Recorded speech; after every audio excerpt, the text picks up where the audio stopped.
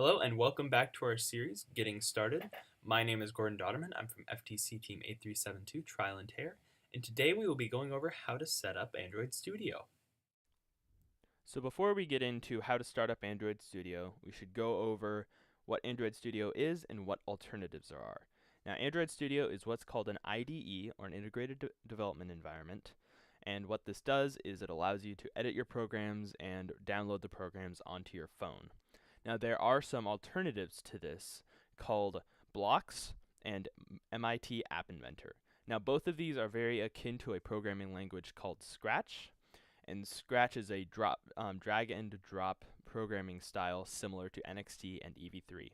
So if you do not want to get into full line coding as Android Studio gets into, I highly suggest that you go and find those programs and maybe find some tutorials for those as well. So to download Android Studio, what you'll do is you'll search up Android Studio, pretty straightforward, Android Studio download, go to their website, and you will just be able to download Android Studio very easily. You might have to download some Java packages, but that should be pretty straightforward. So the next step to setting up Android Studio for FTC is downloading the FTC SDK, or Software Development Kit. And this will contain all the things that will help you and all the tools that will help you build your programs. So just type in FTC GitHub SDK, and it should be the first result. And in the top right corner, there will be a clone or download button, and just click download zip, and it should just start downloading. So once your computer has completed downloading the FTC AppMaster zip, what you'll want to do is double click on it, and it should expand it and make a folder. Now remember where that folder is, because that's what we will be opening Android Studio with. So in Android Studio, launch up Android Studio and click Import Project. You will get a screen with all of your directories, and find the directory that contains your FTC AppMaster. So this is mine. Click OK, and it will start building the app. Now once Android Studio has finished building your project and launching it, you'll get a screen like this. But before we start programming, we need to download some things to make sure that FTC will work well with the IDE. So you'll go to the toolbar and click SDK Manager, and you will see a multitude of SDKs and APKs. And APKs stand for Android Production Kits. So there are a multitude of options. However, it should tell you what you'll need to download. It'll depend on your circumstances, but you will generally need to download Android 4.4 and Android 6.0.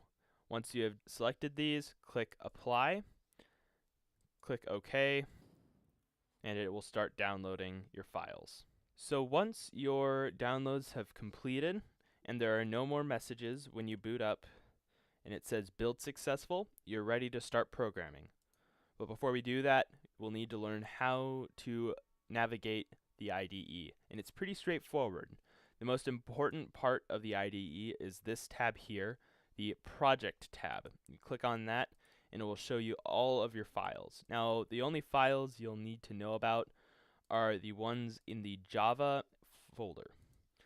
Now, the FTC Robot Controller contains tons and tons of sample files that FTC has programmed for newcomers to learn from, and these can be an incredible source if you're trying to learn how to program.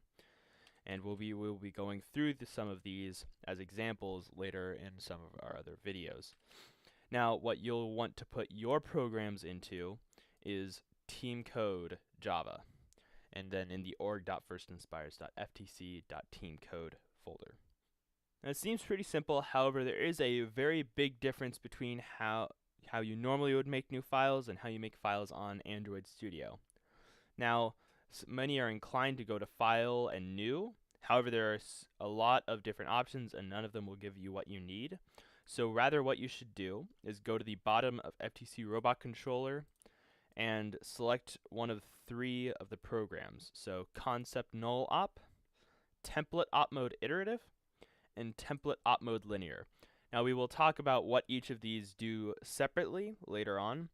However, all you need to know is that these are basically templates that you can write into when you're making a new program. So what you'll want to do is select one of them, such as template op mode linear, right click it, click copy, and then you can just right click your org.firstinspires.team code folder, paste, type in your new name, such as TNT Teleop, click OK, and you now have a new program ready to be edited for whatever you need.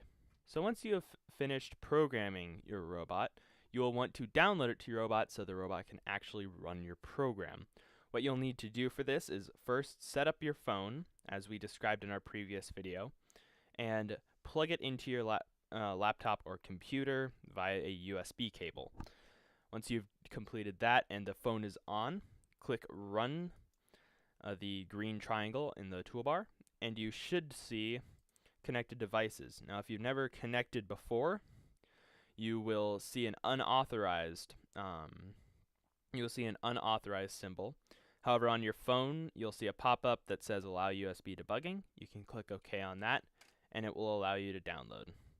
So select your phone, click OK, and it will start building and downloading the apps onto your phone.